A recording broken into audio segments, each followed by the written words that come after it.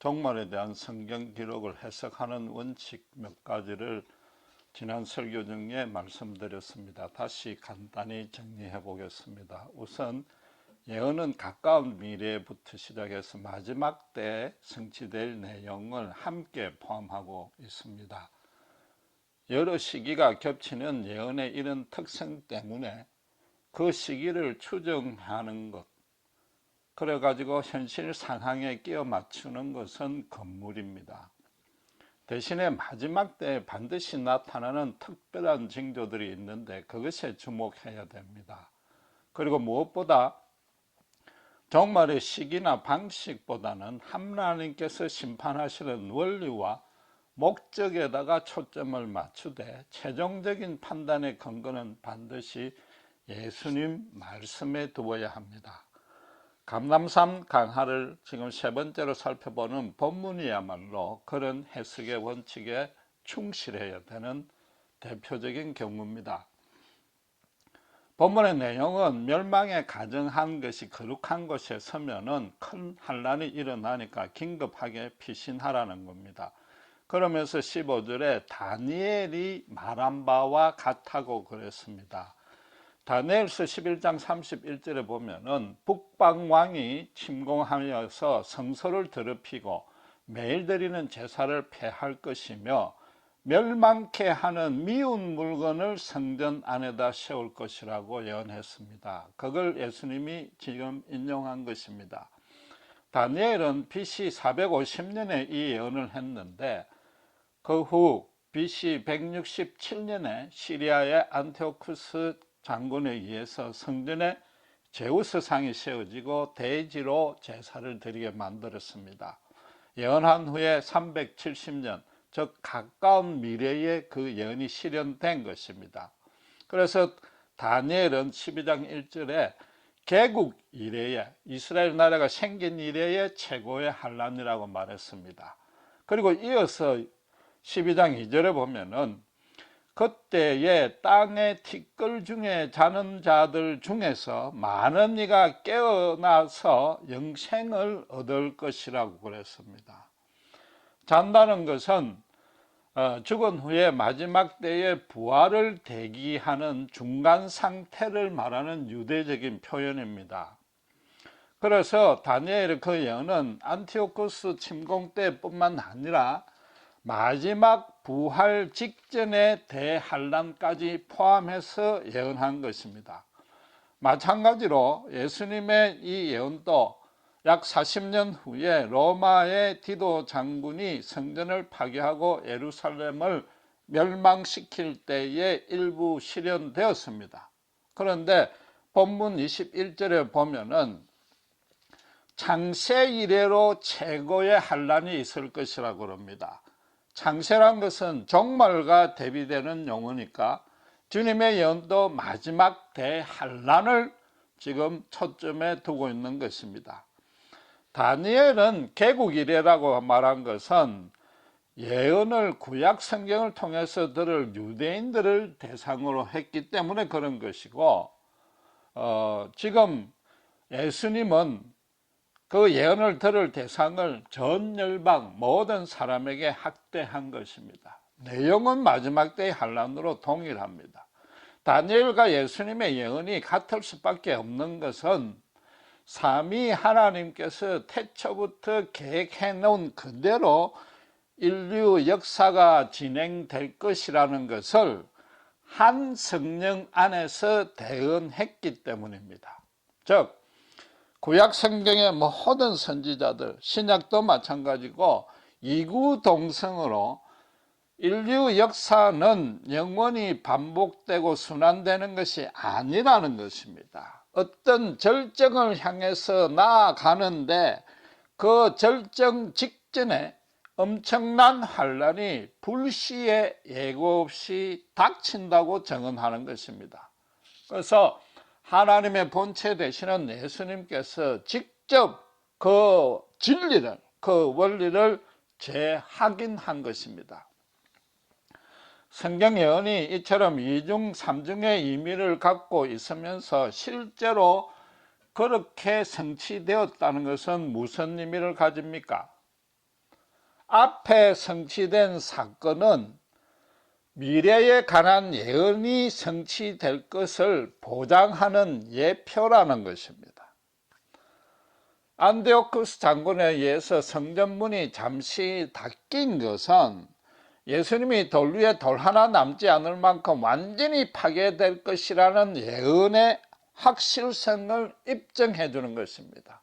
그래서 디도 장군의 예루살렘 함락 때 그게 완전히 달성되었고, 또 그렇게 달성되었다는 것은 종말에 창세 이래로 최고의 환란이 반드시 있을 것이라는 것을 보장하는 것입니다. 따라서 예수님의 본문의 경고를 정확하게 분별 해석해서 정말로 심각하게 받아들여야 되는 것입니다.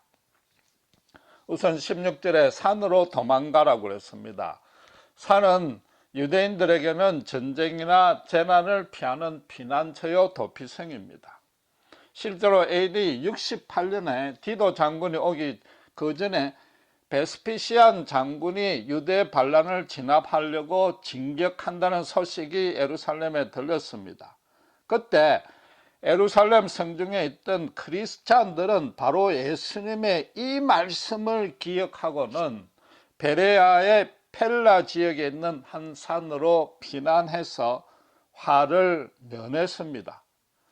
반면에 예수를 메시아로 인정하지 아니했던 유대 교인들은 성중에 남아 있는 바람에 유대 반란이 진압되고 난 후에 무려 100만 명이 넘게 사망하는 엄청난 환란을 겪게 된 것입니다. 17절에 지붕에 있다가 집안 물건을 가지러 가지 말라고 그랬습니다. 유대 지역은 뜨거운 사막 기후입니다. 그래서 시원한 바람이 부는 지붕에다 차양을 치고 쉬는니다. 그게 관습인데, 다윗이 바세바와 간음했던 사건의 시발도, 또 베드로가 부정한 짐승을 먹어도 된다는 환상을 본 것도 바로 지붕 위였습니다. 그럼 산으로 도망하려면 지붕에서 내려와야 되는데 집 안에 들어가지 말라고 그럽니다. 유대 과학 구조는 옥에 비상 계단이 있었습니다. 그리로 내려가란 말이에요. 그럼 비상식량이나 물을 챙길 여유조차 없다는 뜻입니다.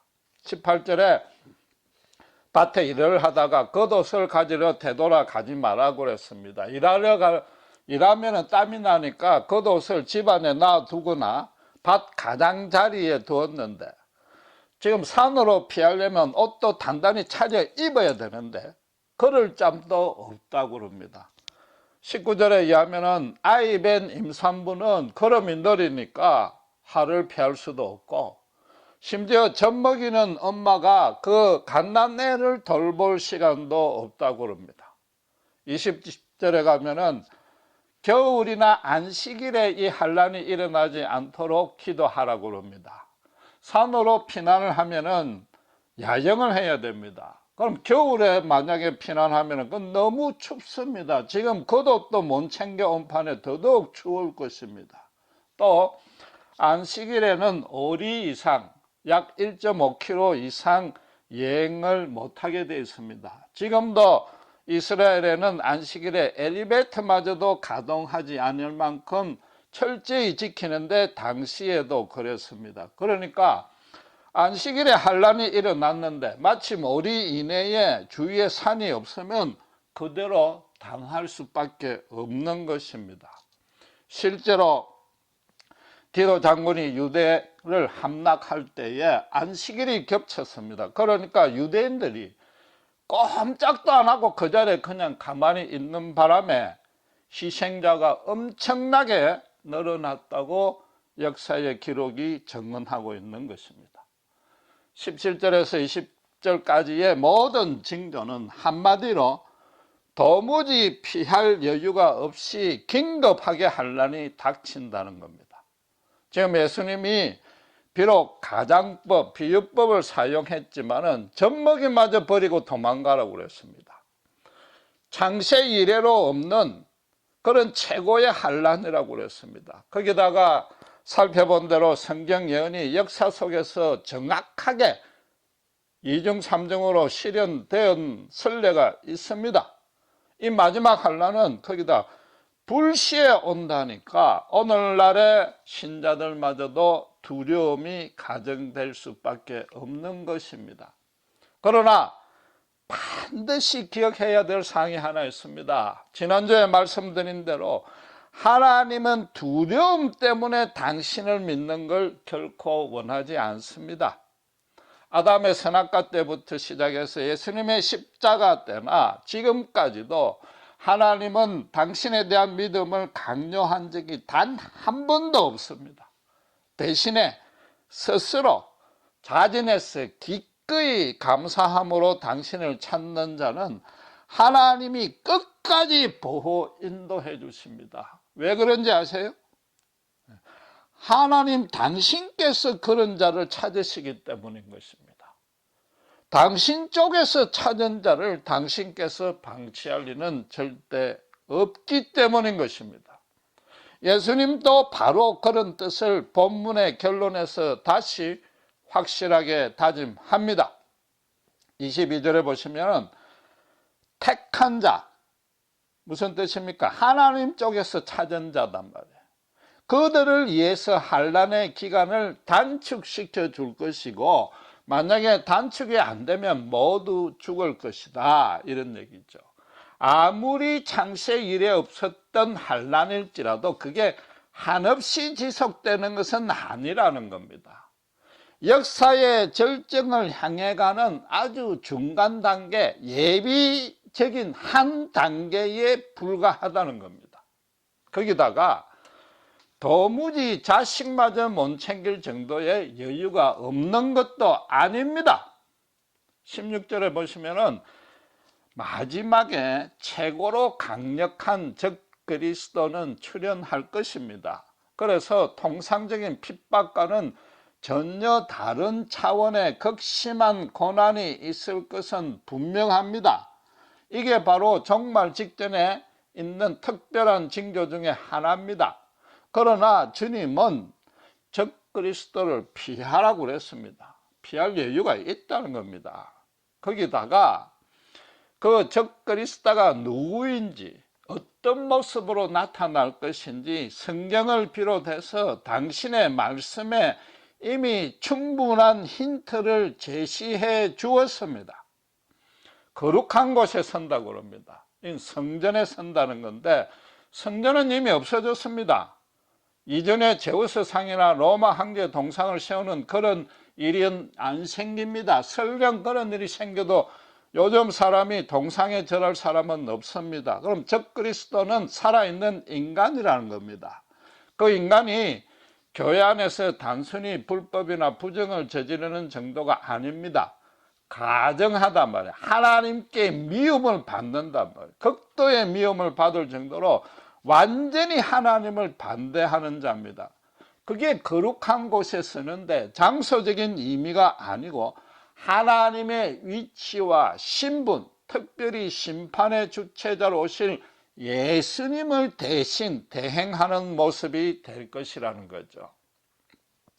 심판을 받아 마땅한 가정한 존재가 거꾸로 지금 인간을 심판하려 드는 것이 적그리스도가 된다는 거죠. 지금까지 자칭 예수라고 자칭 재림한 예수라고 했던 사기꾼이나 거짓 선생과는 차원이 다릅니다.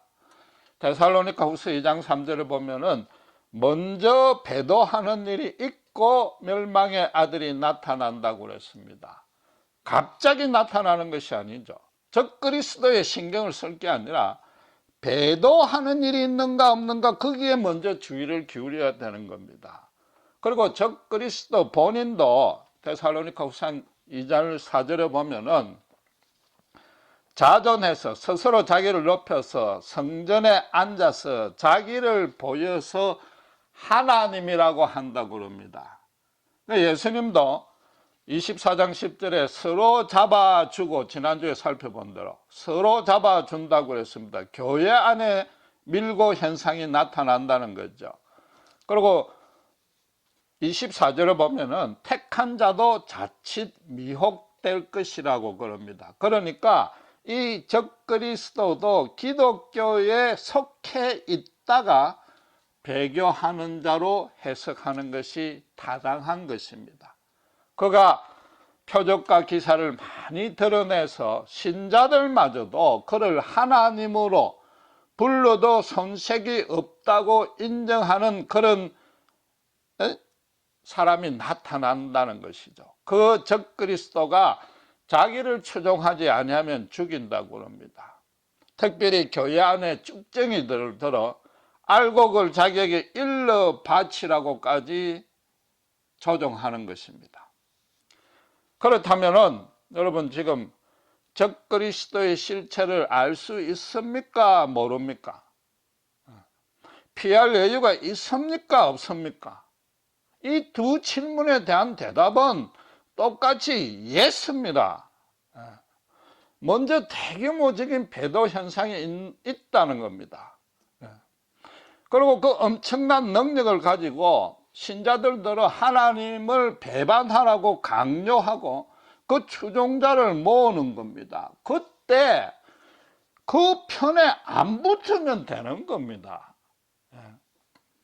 피할 여유가 있느냐라는 질문 자체도 사실은 어폐가 있는 질문입니다. 정확하게 말하면 참 신자라면은 그걸 피할 필요가 없는 겁니다. 그냥 지금까지 그때까지 예수님 쪽에 붙어 있던 그 상태로 남아 있으면 되는 겁니다. 유대인들은 어리석게도 안식일이라는 자기들이 만든 규정에 붙어 있었습니다.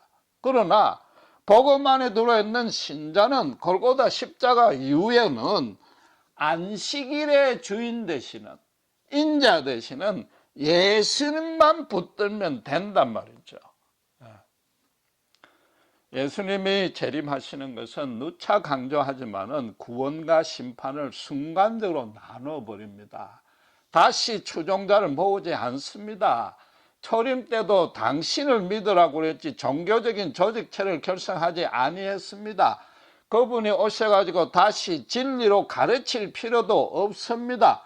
성경의 진리의 계시로 완성이 됐고 길이요 진리요 생명 되시는 당신이 직접 오셨지 않습니까?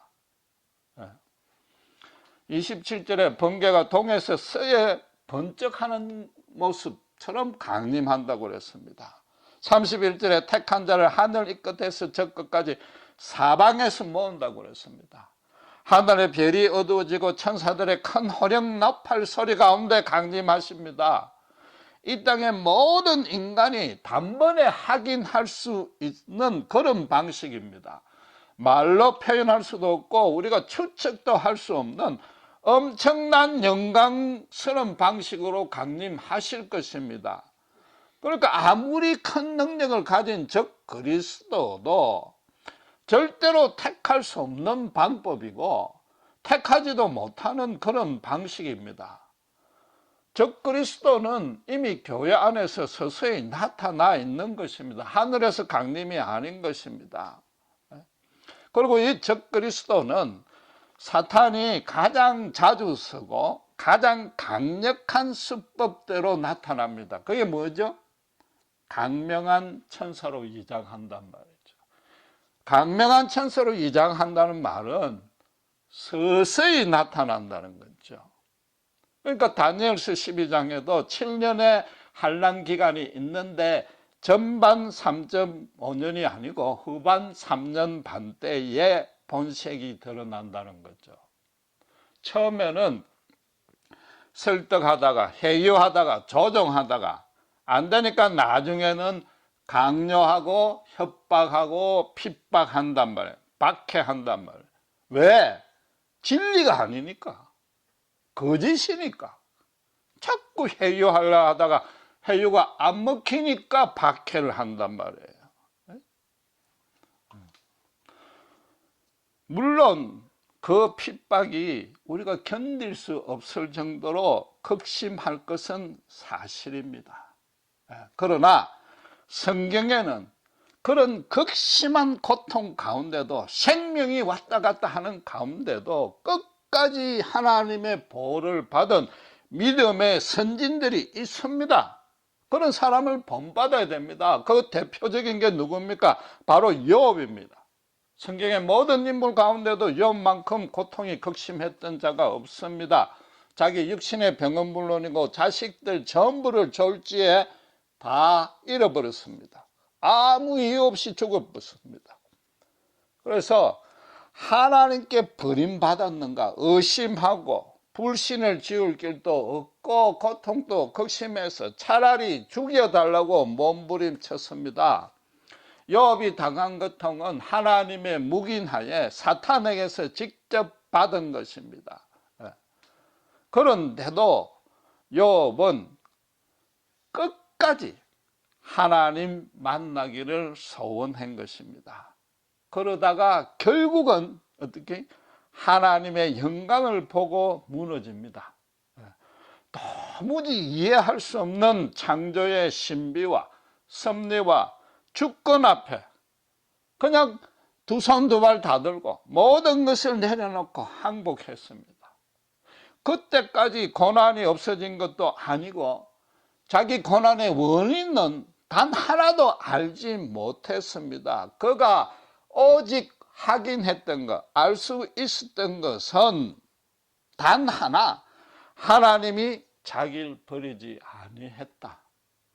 자기를 만나 주셨다. 하나님이 나를 사랑하셔서 나를 택하시고 지금 나를 직접 말씀하신다.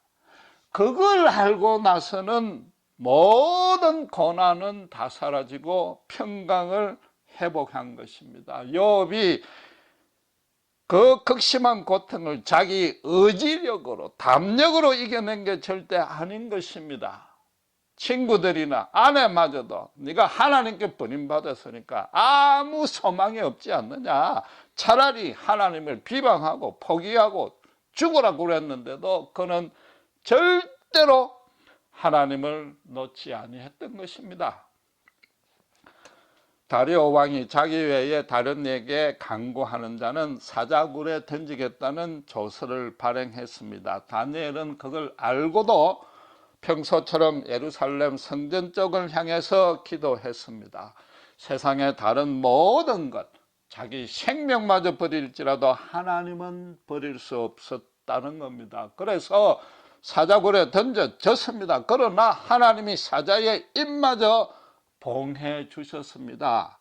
우리 신자들이 믿음으로 살다 보면은 흑암의 세력에 완전히 갇혀서 사방에 출구 하나 없이 막힐 때도 종종 있습니다.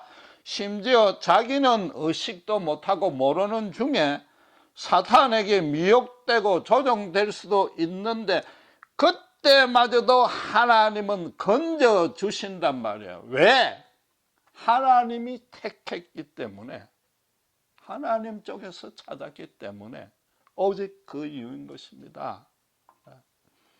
22절에 보시면 예수님이 대환란 때에 택한 자의 구원을 위해서 그 기간을 단축해 준다고 그랬습니다. 여기서 구원은 위험과 파괴에서 안전하게 지켜주신다. 즉 육체적 생명도 보호해 주신다는 뜻도 있지만 동시에 죄에서 구원해서 영생을 준다는 의미도 있습니다. 그래서 신자가 순교를 하든 안 하든 택함 받은 자의 그 신분과 위치에서 단 1mm도 비켜나지 않고 세상 어떤 것도 1mm만큼 움직일 수 없다는 것입니다. 신자가 적그리스도를 대해 생각할 때 가지는 아주 큰 착각이 하나 있습니다. 언제 어떻게 나타날지 미리 알면은 거기에 대비해서 훈련해서 막 담력을 비축해서 믿음을 키워서 그 고난을 피할 수 있으리라고 기대하는데 이것만큼 큰 착각은 없습니다. 적그리스도가 나타나고 예수님이 재림하실 그 사이 기간은 어느 누구도 피할 수 없습니다. 그건 지구상에서 사라지는 수밖에 없습니다. 말하자면 그냥 말 그대로 죽음 외에 다른 방도가 없습니다. 예수님도 지금 환란의 기간을 단축시켜 주신다고 그랬지, 환란 자체를 없애거나 피하게 해줄 수 안 했습니다. 너희들대로 피하라고 그랬습니다. 뭐 담력을 키우고 용기와 의지를 키울 기회와 시간적 여유가 없습니다. 사람이 큰 고통을 이길 수 있는 길은 두 가지뿐입니다. 첫째는 이전에 비슷한 고통을 이미 겪어봤으면 그 다음 고통을 이길 수 있습니다. 같은 고통을 이길 수 있는데 지금 이 대환란 때는 죽음과 순교인데 그건 체험해 볼 수가 없는 겁니다. 죽음 끝입니다. 그렇다면 대환란 때에 이길 수 있는 길은 두 번째 방법뿐인데 그건 뭔가 하면은 그런 고통을 뛰어넘을 수 있을 만큼 진짜로 좋은 걸 소지했기 때문에 그걸 놓치고 잃고 싶지 않기 때문에 이겨내는 겁니다. 엄마가 자식을 살리려고 목숨을 희생하지 않습니까? 자식은 엄마가 볼 때 자기의 분신입니다. 아니, 자기보다 더 소중하고 귀하니까 자기 목숨을 버리는 것 아닙니까? 신자는 어떤 사람입니까? 우리는 예수 안에 있는 사람이요, 예수님이 내 안에 있음을 확신하는 자입니다. 그분의 사랑을 평소에 늘 체험하고 교제하고 동행하는 사람입니다.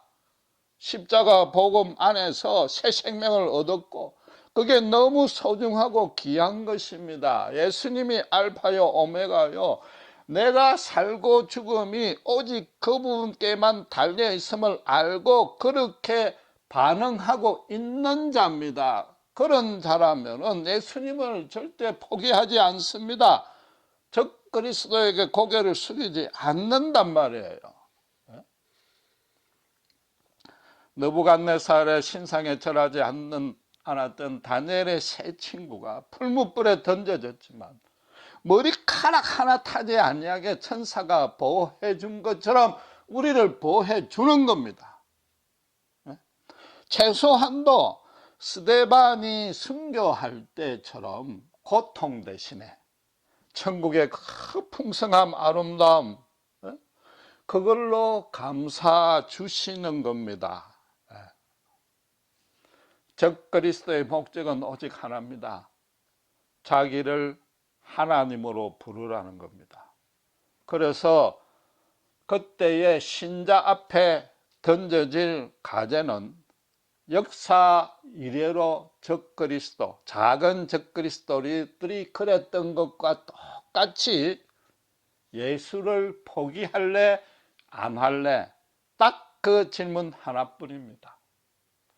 그때 내가 죽으면 죽었지 예수 믿기 이전의 상태로는 절대로 돌아가지 아니하겠다는 그런 확신이 있는 자의 대답은 다니엘의 세 친구처럼 노가 되는 겁니다. 또 하나님이 내 생명을 안 지켜주실지라도 절대로 예스하지 않겠다고 되는 겁니다. 왜? 예수님이 죽기까지 나를 사랑하셨고 지금도 그 사랑으로 나를 붙들고 있음을 알고 있기 때문이단 말이죠.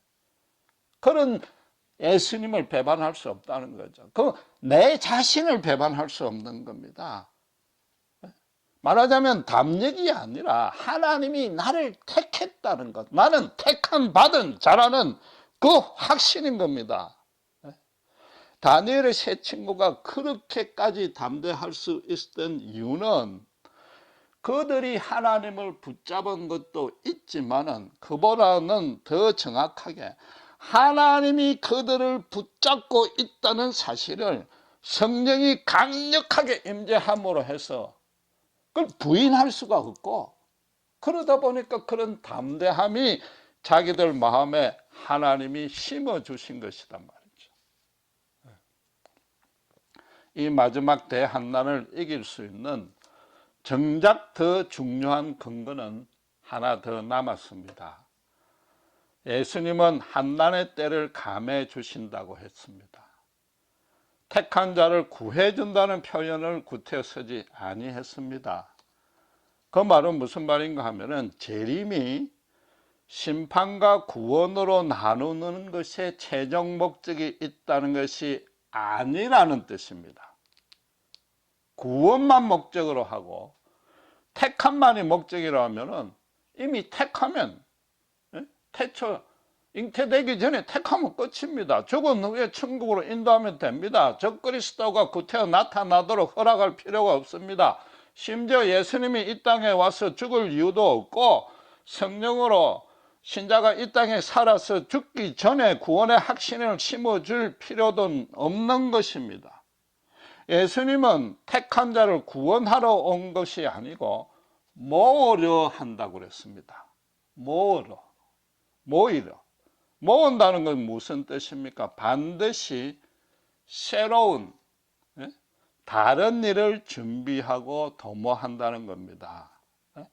적그리스도 정도야 입에서 나오는 예리한 금 같은 말씀 한마디로 순간적으로 멸망시킬 수 있고 재림 때에도 분명히 그렇게 하실 것입니다. 예수님의 궁극적인 목적은 이 땅을 회복시키는 겁니다. 새 하늘과 새 땅으로 바꾸는 것입니다. 더 이상 고통과 눈물과 시련과 상처를 없애도록 다 제거해 줄 것입니다. 무엇보다도 죄악을 멸할 것입니다. 그래서 사람과 사람 사이에 시기하고 질투하고 분노하고 저주하는 것, 이런 것들이 사라질 것입니다. 온전한 참 사랑만으로 이 땅에 채워주실 것이고, 그래서 서로가 서로에게 단 하나 감출 것 없이 온전하게 신뢰하는 그런 신뢰감으로 섬기게 만들 것입니다.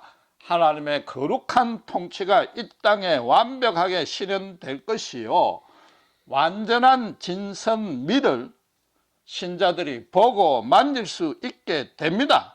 하나님의 영광이 온 천하 만민이 누리게 된단 말이죠. 그게 역사의 절정인 것입니다. 역사의 마지막이 심판을 위한 재림이 아니요, 택한 자를 위한 새 하늘과 새 땅이 역사의 절정이단 말이죠. 적그리스도가 잠시 이 땅을 통치할 때 모습이 뭡니까? 지난주에 살펴본 대로 민족과 민족이 나라와 나라가 대적하고 진리가 실종되고 거짓 선생들이 설치고 서로 밀고 해주고 사랑이 없어지고 미워하고 불법이 난무하는 것입니다. 이건 역설적으로 말하면, 엄밀히 말하면 적그리스도가 사탄의 아들이라기보다도 인간 죄악의 산물인 것입니다. 인간 타락이 절정에 이르니까 적그리스도가 나타난다는 거죠. 적그리스도를 경배하니까 예수를 부인하게 된 것이 아니고, 예수를 부인하니까 적그리스도가 나타나고 경배하게 되는, 그게 필연적인 순서라는 겁니다. 예수님의 거룩한 이름이 더 이상 불려지지 아니하니까 예수님도 더 이상 기다릴 필요가 없는 것입니다. 사탄이 서로 이간질시키고 아담과 이브 때 보듯이 미워하게 만든 그 인간 사이를 이제는 서로 돕는 사랑의 사이로 바꾸려고 예수님이 다시 오는 겁니다.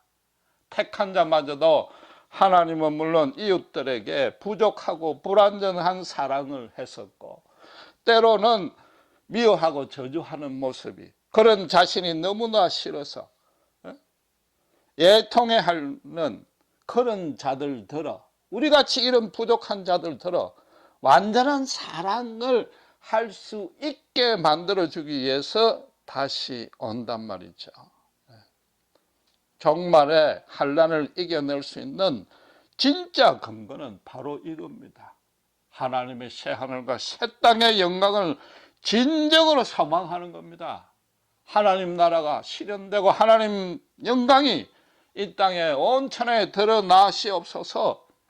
그게 자기 인생의 목표가 된 자는 견딜 수 있단 말이죠. 그 하나님의 영광이 재림할 때 천사가 호령하고 휴거가 되는 그런 초자연적인 신비나 호기심이 아닙니다. 내가 이 땅에서 온전한 사랑을 못하는 것이 가슴을 찢으면서 애통하고 내 속에 남아있는 생생히 남아있는 이 더럽고 추한 죄악을, 이 인간 중심 내 중심의 본성을 하루속히 주님 오셔서 예수님 중심으로 바꿔주시기를 갈망하는 자들의 그 갈급함을 해소해 주러 오신단 말이죠. 주여 어서 오셔서 나를 깨끗이 해 주시옵소서. 그 기도에 응답하러 오신단 말이에요. 그런데도 평소에 이 땅에서 미흡하나마 부족한 모습이 남아 기도와 말씀에 전념해서 성령님께 자신의 전부를 의탁한 거. 그래서 예수님의 빛을 조금이라도 비춰낸 자를 주님은 끝까지 택하시려고, 보호하시려고 오시고, 그런 예수님의 온전한 은혜와 권능을 나를 인생을 통해서 실현되는데 조금이라도 내 몸을 바치겠다는 자들, 그런 자들은 또 그래서 예수님의 은혜가 날이 갈수록 많이 체험해지고 세밀하게 체험해지고 갈수록 주님을 사랑하는 자는 어떤 환난도 견딜 수 있는 겁니다. 내가 마지막 환난을 이길 수 있는 믿음이 있는가 없는가, 무엇으로 점검하는가? 내 의지력, 담력, 용기가 아닌 겁니다. 종교적인 충성도, 실력도 아닌 겁니다. 하나님께 내가 택함을 받은 자인가? 그걸 확신하고 그 택함 받은 대로 살고 있는가? 그래서 말씀과 기도 가운데 예수님의 사랑을 얼마나 더 깊이 알고 풍성히 누리는가, 그걸 점검하셔야 되죠. 언제 어느 때 어떤 일을 만날지라도 세상 쪽보다는 예수님 쪽으로 택하고 반응하는 자는 마지막 때 어떤 환난이 와도 견딜 수 있는 것입니다. 기도하시겠습니다.